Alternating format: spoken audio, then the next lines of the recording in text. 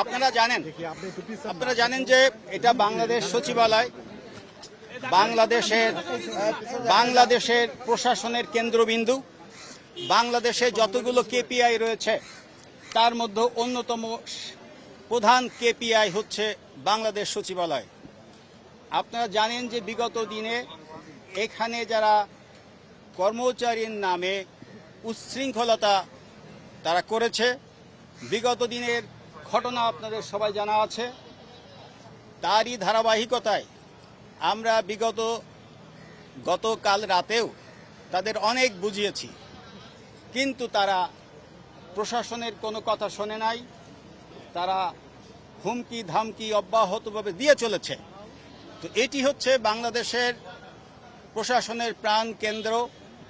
এখানে কোনো ধরনের সভা সমাবেশ মিছিল মিটিং করার অনুমতি নাই। যেহেতু এটি কেপিআই, ঢাকা মেট্রোপলিটন পুলিশের নির্দিষ্টভাবে সার্কুলার দিয়ে বাংলাদেশ সচিবালয়, বাংলাদেশ সুপ্রিম কোর্ট, হাইকোর্ট সহ যমুনা, যেটি মাননীয় প্রধান উপদেষ্টার বাসভবন, সেখানে মিছিল মিটিং রাজনৈতিক সমাবেশ যে কোনো ধরনের সমাবেশ নিষিদ্ধ করা হয়েছে। আমরা গতকাল এবং আজকেও এই মেসেজটি তাদের দেওয়ার চেষ্টা করেছি যে আপনারা কোনো ধরনের বিশৃঙ্খলা এখানে সৃষ্টি করবেন না, কোনো ধরনের আইন শৃঙ্খলা পরিস্থিতির অবনতি ঘটে এ জাতীয় কোনো কর্মকাণ্ড আপনারা করবেন না। গতকালকেও তারা আইন ভঙ্গ করে এখানে উপদেষ্টাকে জিম্মি করে তাদের হীন চরিতার্থ উদ্দেশ্য চরিতার্থ করার চেষ্টা করেছে। এটি আমরা মনে করি ভিন্ন অর্থে ভিন্ন খাতে একটি প্রবাহিত করার ষড়যন্ত্র কিনা আমরা সেটি খতিয়ে দেখছি। আজকে আপনারা দেখেছেন আমরা তাদেরকে ভিন্নভাবে গতকালকে মেসেজ দেওয়া সত্ত্বেও, গতকালকে উপদেষ্টা এবং সচিব মহোদয়ের বারবার আশ্বাস দেওয়া সত্ত্বেও তারা এগুলো কর্ণপাত করেন নাই এবং কাউকে ওনারা ঠিক রেসপন্স করেন নাই। ঠিক ওই অর্থে প্রশাসনের কোনো কথাই তারা কর্ণপাত করেননি। তো আজকে আবার যখন তারা একই পরিস্থিতি সৃষ্টি করতে চেয়েছে, আমরা তাদেরকে সময় দিয়েছি। আপনারা দেখেছেন, আমি নিজেও ঘোষণা দিয়েছি, তারা সেখানে কর্ণপাত করে না। তারা এ ধরনের মিছিল অথবা সমাবেশ যেটা বেআইনি কর্মকাণ্ড, সেই বেআইনি কর্মকাণ্ডকে তারা অব্যাহত রেখেছে।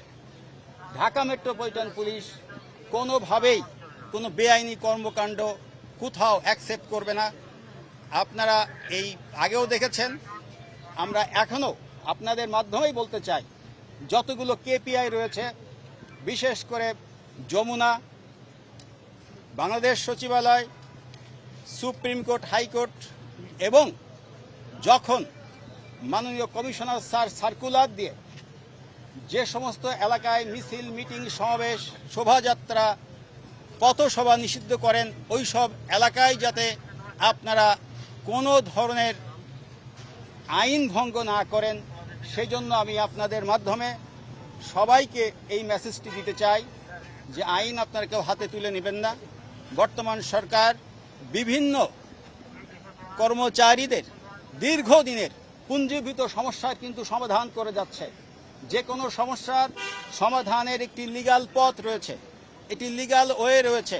কিন্তু আপনি যখন যানবাহন চলাচল বন্ধ করেন, পথচারীদের বিঘ্ন সৃষ্টি করেন, মানুষের নিরাপত্তাহীনতার কারণ হয়ে দাঁড়ান, প্রশাসনের কেন্দ্রবিন্দু সেখানে যখন আপনি বিশৃঙ্খলার চেষ্টা করেন, তখন অবশ্যই আইন তার নিজস্ব পথে চলবে। আমরা আইনানুগ ব্যবস্থা, তিনি যেই হন, যত বড় ক্ষমতাশালী হন না কেন, আইন যিনি ভঙ্গ করবেন তাকে আমরা আইনের আওতায় নিয়ে আসব। রবিবার থেকে সচিবালয় বন্ধের একটা হুঁশিয়ারি দেওয়া হয়েছে, এই ব্যাপারে আপনাদের এই মুহূর্তে আমরা এই অন দ্য স্পট 4 জনকে গ্রেপ্তার করেছি, এটা আপনারাও দেখেছেন। আর এখানে বাকিরা, এবং এই বিষয়ে আমরা আসলেই যাচাই বাছাই করে দেখব কার কতটুকু দায় দায়িত্ব রয়েছে।